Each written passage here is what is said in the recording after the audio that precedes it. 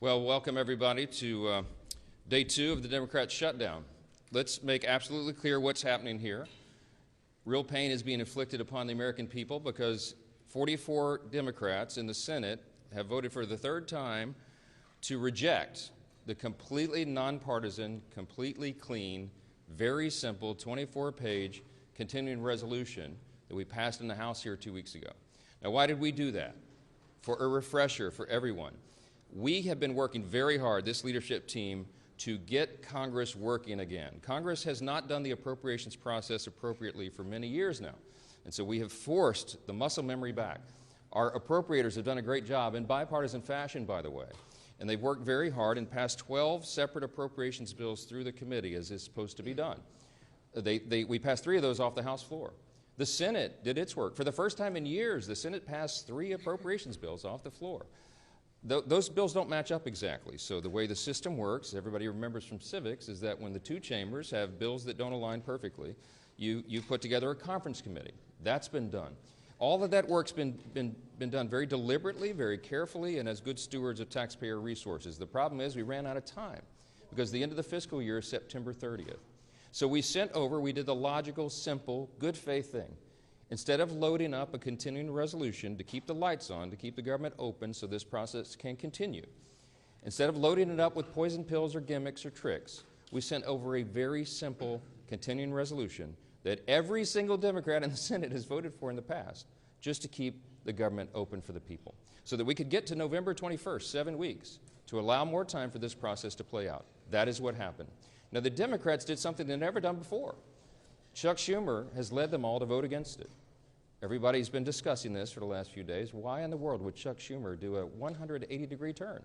Because he said passionately, as recently as March of this year, on the same instrument, the same CR, that it would be reckless and irresponsible and dangerous to close down the federal government. Why did Chuck Schumer change his tune? Everybody knows that now. He's trying to avoid a challenge from his left flank in his next Senate re-election campaign. And he wants to avoid the scrutiny that he received for doing the right thing back in March because the far left and the base really went crazy on poor Chuck Schumer. And so he changed his tune. And now they're trying to pretend it's about something completely different. They have made a decision that they would rather give taxpayer-funded benefits to illegal aliens than to keep the doors open for the American people, to keep vital services, veteran services, health care and nutrition for women, infants, and children. They would rather not pay the troops and TSA agents and Border Patrol agents. They would rather stop services of FEMA in the middle of a hurricane season than to do the right thing for partisan political purposes. It is selfish, it is reprehensible, and it is exactly the opposite of what they have all said themselves in their own words very passionately every day until now. We've been playing the greatest hits loop here on a video right outside the Speaker's office for days. You've all seen it. Make them answer for that. Don't ask the Republicans what we should be doing or what we should be negotiating. I don't have anything to negotiate. I sent them in good faith exactly what they had voted for before. We did not put any Republican provisions in that, and we tried to make this very simple, in good faith, so the appropriations process of the people can continue. Now, there's been a lot of talk about, they say that we're making this up, this illegal aliens receiving taxpayer benefits. It's a talking point, they said. I want to remind you of a couple of key facts. Everybody can remember, I think, back to 2020. In the presidential debate for all the candidates on the Democrat side, you might remember famously they were asked the question, raise your hand, they said on the stage, if you believe that illegal aliens should receive health care paid for by American taxpayers. Every single one of them raised their hand, to great applause in the audience from the Democrats who were there. Those hands included Joe Biden and Kamala Harris. Now, what did they do? Did they follow through on that promise? Yeah. They absolutely did. Joe Biden used executive orders, and he expanded benefits, health care, to illegal aliens in his 4-year term. That was an outrageous violation of the existing federal law and of the principles of good stewardship. Those resources are not meant for people who break the law and come into our country. They're meant for U.S. citizens. And so they watered down these health programs. It was terribly dangerous. So we got the majority. President Trump has returned to the Oval Office with a mandate of 75 million Americans, this big popular vote win. The House Republicans received our largest popular vote total in the history of this institution. Republicans went immediately to work. And we passed the one big beautiful bill, the Working Families Tax Cut, and we fulfilled all the promises that we made. One of the key promises that we made, because you all know that the open border was probably the #1 issue in the election cycle, was that we would end that madness. We would cut off resources, hard-earned taxpayer dollars by American citizens not going to reward people for breaking our law and coming over the border. And we did that. The one big beautiful bill, the Working Families Tax Cut, included a huge provision. A big chunk of that bill was the health provisions. Now, why are we saying that they want to return and restore taxpayer-funded benefits to illegal aliens? Because that's exactly what they did. When they rejected the clean CR that we sent over, the Senate Democrats, Chuck Schumer, filed a counter-proposal. Now, what was in that counter-proposal? You can see it for yourselves. In fact, if you're watching at home, go to my website right now, speaker.gov. Go to the press releases tab, and you'll see it. It's listed right there. Just click on it. I'd like you to turn in your hymnals to page 57, okay? Section 2141. It is there in black letter. They filed this. This is not a talking point. This is what they proposed. They wanted to add, instead of the clean CR that keeps the government open for 7 more weeks to allow us to finish the work, they proposed a wild list of partisan priorities. Among them, they want to return $500 million to the Corporation for Public Broadcasting to prop up left-leaning and biased media organizations. We're not doing that. The American people don't want us to do that. We don't need the Corporation for Public Broadcasting funded by taxpayers anymore because we're in their age of ubiquitous media. There's, what, 200 of you guys here? There's so many outlets. We don't need to do that. We're not going to do that. They wanted to cut, in the Democrats' counter-proposal, I want you to read it for yourself, speaker.gov. Go there and check it out. They want to remove the rural hospital fund that Republicans fought so hard to put into the one big beautiful bill. We set $50 billion aside to take care of rural hospitals. Why would Chuck Schumer want to get rid of that? I don't know. A lot of those rural hospitals are in red states. You have to decide for yourself what the motivations are here. But they say they're for health care. Why would they want to do that? The other thing that they put in there is very important. And on page 57 in section 2141, not a Republican talking point, read from the Democrats' document themselves. They said that they want to repeal the health provisions of the one big beautiful bill. And why is that so important? Because I want to tell you what those health provisions did. They eliminated all of the taxpayer-funded benefits going to illegals. There was an amendment that was sent over to the Senate to ensure that illegals would not be getting health care paid for by taxpayer dollars. Illegal aliens, okay? 43 of the 47 Senate Democrats voted against that. This is just a few months ago. The bill was signed into law July 4th, and we cut all of that out. Let me tell you what some of those things are. The Democrats' counter-proposal CR, the dirty CR we call it, as opposed to the clean CR, would result in nearly $200 billion being spent on illegal aliens and other non-citizens. Let me be specific. This is just a few of those, the reforms that we put in that they want to repeal and reverse. Number one, a provision that closes the California loophole. Now, that's a provision that's also been adopted by states like New York and Michigan and Massachusetts. Other states have followed, other blue states. The California loophole allows taxpayer-funded Medicaid for illegal aliens. We eliminated that in the big, beautiful bill. Their counteroffer is to repeal and reverse that. That would cost $34 billion of U.S. taxpayer funds. Number two, a provision that prohibits Medicaid from paying more for emergency care provided to illegal aliens than it does for American patients who are disabled or elderly or children. We eliminated that in their counterproposal that they have filed that you can read yourself. They want to repeal that. That would cost taxpayers $28 billion. Here's another one, number three. They've counterproposed a provision that ends the Obamacare funding for non-citizens. The cost of that repeal would be $91 billion to all of you. Taxpayers, hardworking American citizens would be funding that. A provision that repeals the Obamacare special rule for immigrants. That cost would be $27 billion for taxpayers. A provision that ends Medicaid funding for those improperly granted asylum and parole under President Biden's open borders. The cost of that would be $6 billion. I think that's actually a low estimate. You know, President Biden intentionally opened the border and Kamala Harris for 4 straight years. By some estimates, 20 million illegal aliens came from every country all around the world, and a lot of dangerous people came into the country. And you know what they did? They granted them all asylum. They gave them all this parole status so that they could roll on to taxpayer benefits. We've all been funding that. Republicans said, no, that does not comport with common sense. We're going to do right by Americans and not everybody else. We're not going to incentivize illegal immigration, and that's exactly what Biden and Harris did. It's what President Trump ran on to end, and we did that. It took the president about 2 months, and he closed that border tight. We don't have that problem anymore, but we still got to deal with the tens of millions of people who are here illegally. We're working on that. So the Democrats' so-called reasonable counterproposal would reverse all those common sense reforms I just listed and more. And I don't want you to take our word for it. I don't want you to regard this as some talking point. I want you to go read it for yourselves. Speaker.gov, go to press releases. You'll see it's the first thing listed. Click on the bill and go through it yourself, and you'll see it. The result of all this would be $200 billion at least in taxpayer-funded benefits going straight to illegal aliens. Those are the simple facts. They cannot refute it. We have been making the rounds in all the media and every mainstream media outlet that we can get to over the last few days. And no one can challenge the facts that are on the paper. It's right there for everybody to see themselves. We have lots to say about that, and I'll answer some questions, but I want you to hear from the rest of the leadership team. And our majority leader who's been working really hard on all this is Mr. Steve Scalise. Leader? Well, thank you, Mr. Speaker.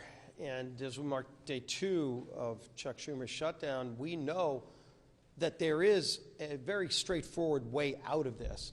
And that is for Senate Democrats to join with Senate Republicans and vote for the bill that opens up the government and allows negotiations to continue. Surely by opening up the government, again, it doesn't resolve all of our differences, but it allows us to negotiate without Chuck Schumer holding the American people hostage. That's really what's going on here. You know, we had a vote on this House floor 2 weeks ago, and 99% of House Democrats voted to shut the government down. Led by their leader, Hakeem Jeffries, whipped their members to vote to shut the government down. And so they're running around this town right now doing podcasts and trying to be commentators. They're doing everything but being legislators. When they had an opportunity to actually govern, House Democrats voted to shut the government down. And now that the government's shut down, they're trying to blame somebody else for what they did. They voted to do this. They can get bailed out by Senate Democrats. The bill is still sitting over in the Senate. And so rather than trying to figure out who to assign blame to, what they should do is go over to the Senate, talk to their Senate Democrat counterparts and say, Senate Democrats, Chuck Schumer, open up the government again. And then let's have a negotiation over our differences. President Trump, you saw Vice President Vance as well saying, we will negotiate, but not while you're holding hostages of the American people. There are real differences we can negotiate. You know, they want to talk about all the Obamacare increases in premiums that they caused families. Obamacare is the health care law of the land, and it's leading to higher premiums for families. There are a lot of conversations that people can have about how to fix those problems. Throwing hundreds of billions of new taxpayer dollars to things like funding illegal alien health care is not the answer to that problem. And it surely is not the reason for Democrats to be shutting down the government. And yet that's what they're doing. Some of their own leaders have confirmed that's why they're shutting down the government. And it's unacceptable to most American people who just want the government to work for them and deserve that. And we had a vote on the House floor. You can go look at that vote and see that over 99% of Democrats voted to shut the government down. It's a real vote that we held, and that bill is still sitting in the Senate. We stand ready to negotiate on a lot of differences. We are in a conference committee right now on 3 of the appropriations bills, and Tom Cole and his appropriators have passed all 12 of the bills out of committee. John Thune, to his credit, changed course from the old days of Chuck Schumer when Chuck Schumer ran the Senate and didn't bring any of the appropriations bills out of committee. They're now moving those bills in the Senate, and so we can have a broader negotiation on how to properly fund government, how to properly set priorities over funding government, which, by the way, shouldn't be complicated. It's what every family does sitting around their kitchen table. They figure out how to properly budget their households. Businesses do this all the time. A small business, whether it's good times or bad, has to sit down and figure out how to make the budget work. Washington needs to do the same thing. And that means House Democrats and Senate Democrats need to stop holding temper tantrums, stop making $1.5 trillion demands for illegal alien funding, and vote to open up the government, release the hostages, and let's go get back to a negotiation over what the priorities of this country really should be. President Trump has proven he's ready to negotiate again. He brought all the leaders to the White House just a few days ago. He stands ready to resolve this, but the ball's in Chuck Schumer's hands right now. He has chosen to shut down the government, and he can't articulate any real reason except that they want to take things like $50 billion away from rural hospitals to fund health care for illegals. And the Speaker laid it out incredibly clearly. It's not some hypothetical. Chuck Schumer filed an alternative government funding bill, and it includes getting rid of all the verifications on things like making sure illegals can't get those taxpayer-funded benefits. They want illegals to get free health care benefits, and they're willing to shut the government down to do it. That's not where the country is. It's surely not why we should be here right now. But we stand ready to work. We've done our job in the House. It's time for the Senate to do their job and end this madness. Keeping our members tied together, united, focused on what we need to do is our whip. Tom Emmer.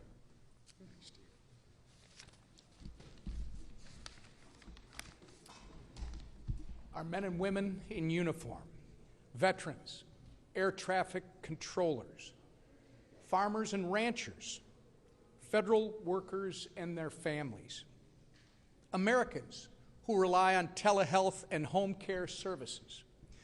These are just a few of the victims of the Chuck Schumer Democrat shutdown. All because Chuck Schumer and Hakeem Jeffries care more about appeasing the radical members of their party than working in good faith to keep the government open. They are trying valiantly to claim that they are doing it to fight for Americans' health care.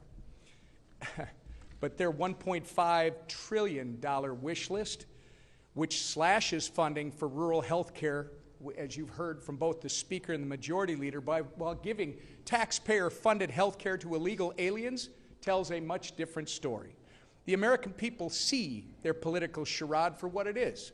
The good news is Democrats still have time to do the right and reasonable thing. Because Republicans have done our job, there is a clean, nonpartisan continuing resolution ready in the Senate to send to President Trump's desk right now. The question is, how long? How long will Democrats hold the American people hostage to play their political games? I hope they come to their senses soon. Until then, we're going to force them to go on the record about their self-inflicted shutdown every single day. And the consequences will be theirs to own, and only theirs. With that, I'll turn it over to our conference chair, Lisa McClain.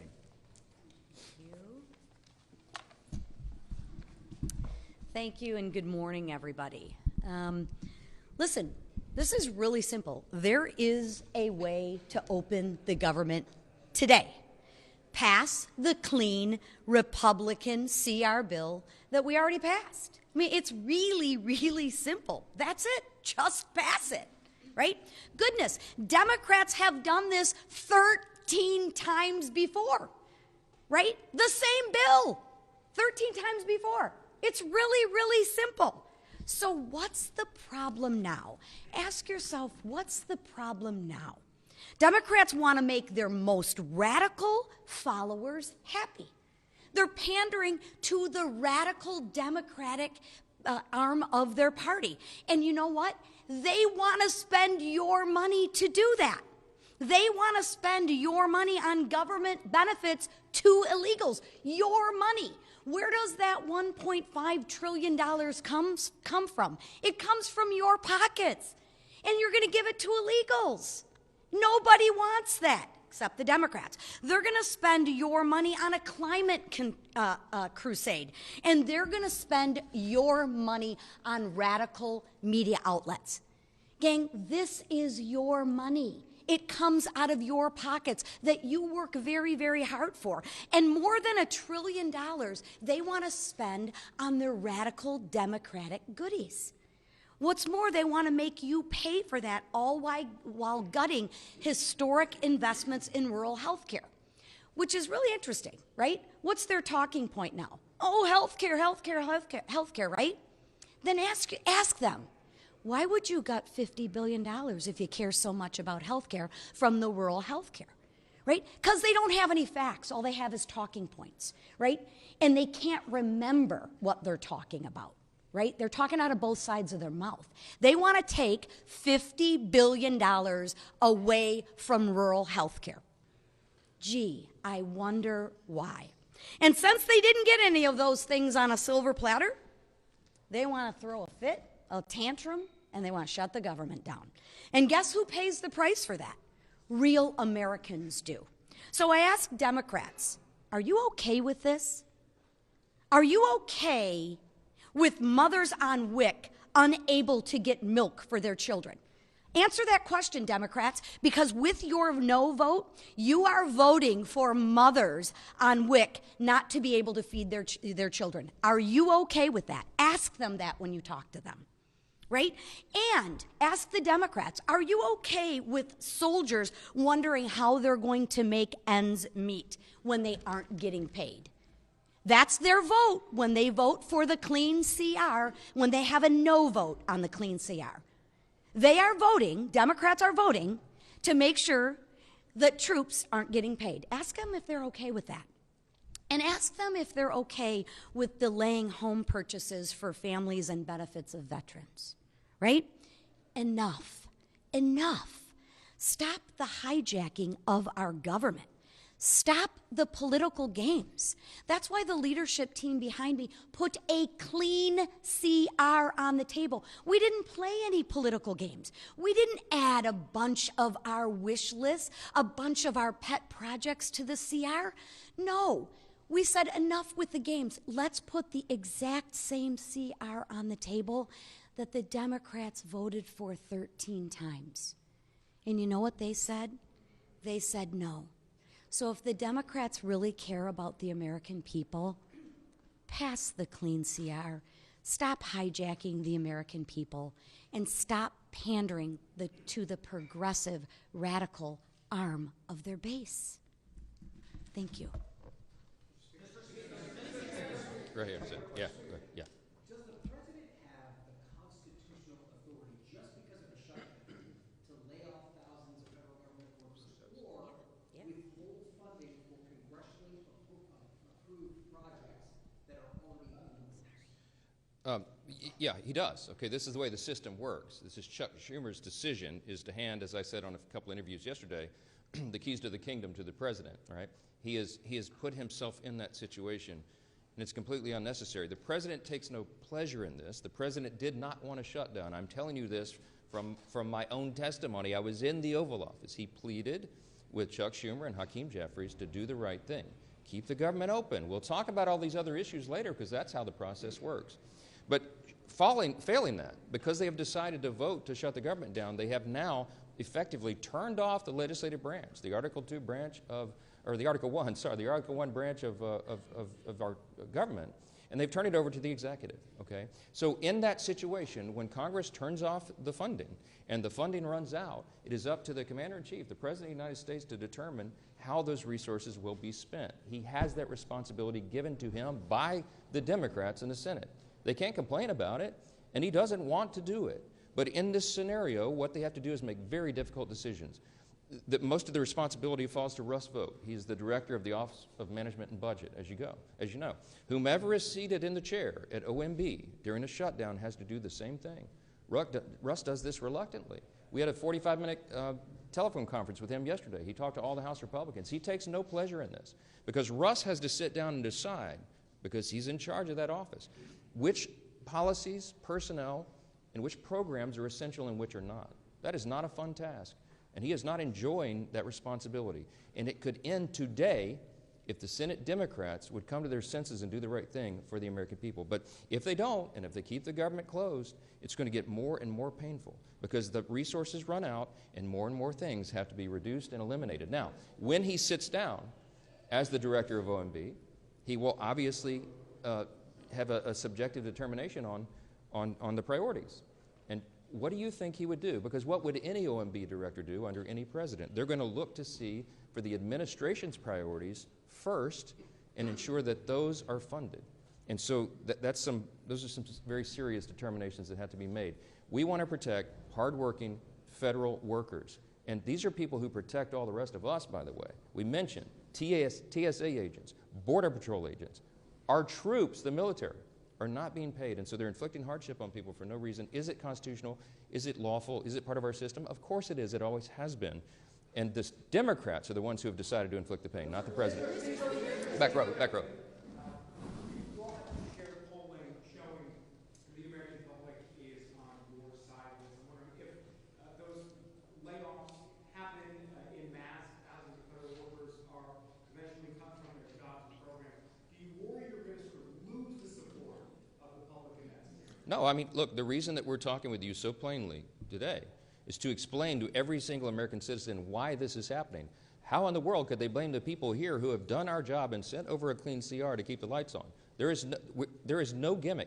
People say, why aren't you negotiating with Schumer and Jeffries? Because I quite literally have nothing to negotiate. There's nothing I can pull out of the bill that was a Republican priority to say, oh, we won't do that.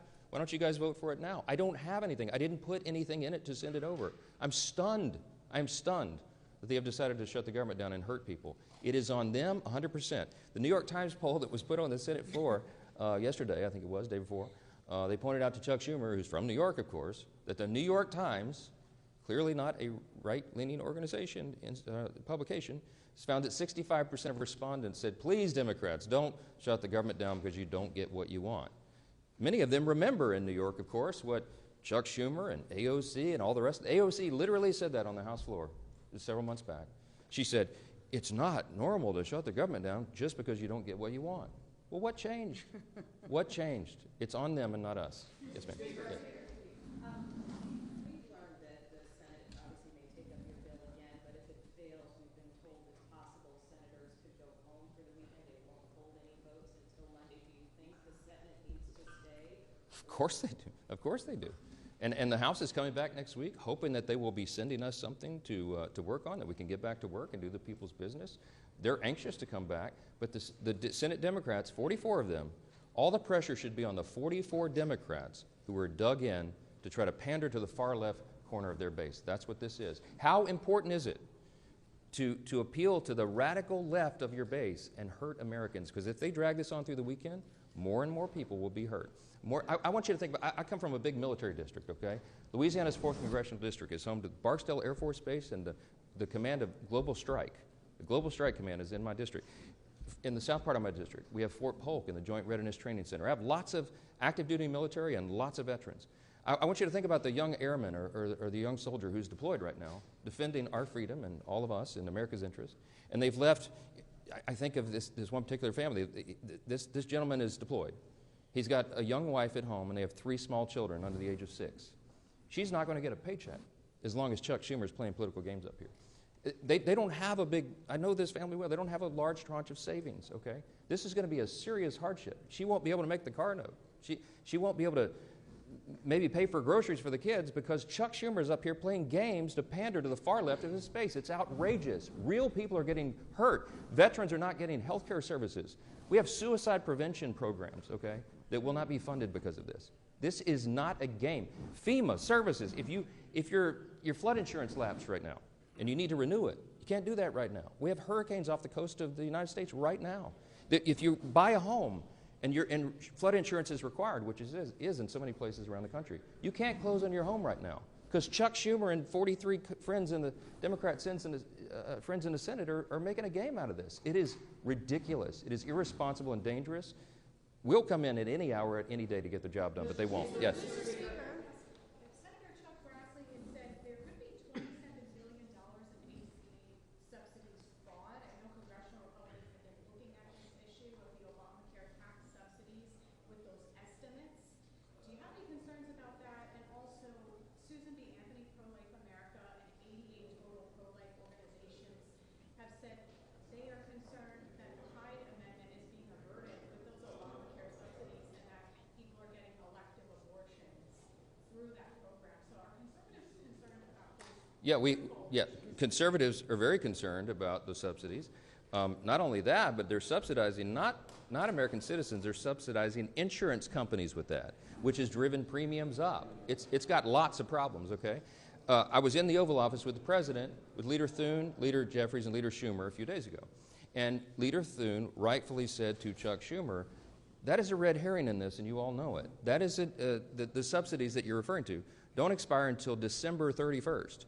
We're at the end of September. You're trying to take a December policy issue and insert it into this discussion about whether we're going to keep government operating for the people. That is a ploy. They've done that simply so that they can show a fight against Trump and Republicans. Let me tell you what that is all about. There'll be lots of thoughtful discussion, deliberation, and debate about that because there's lots of opinions and it needs major reform. Leader Thune told Leader Schumer very clearly in front of the President, before that's even considered, you have to take on real reforms to address those issues.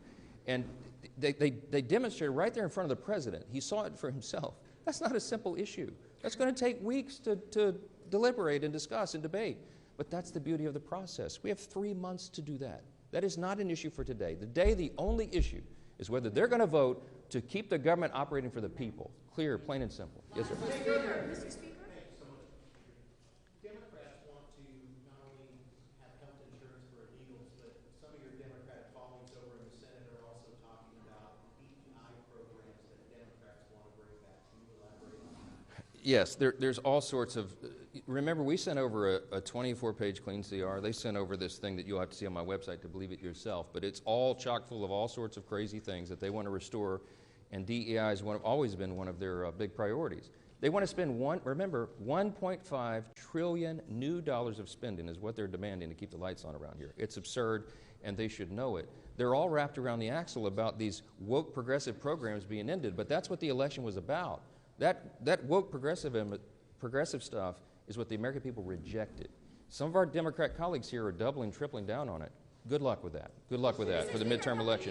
Today, the White House with Mr. Vogt, the president posted on Truth Social this morning that the meeting is to determine which of the Democrat agencies they recommend to be cut. This is in addition to the money for New York, for the transit funding being cut, and in addition to blue states seeing their energy funding cut.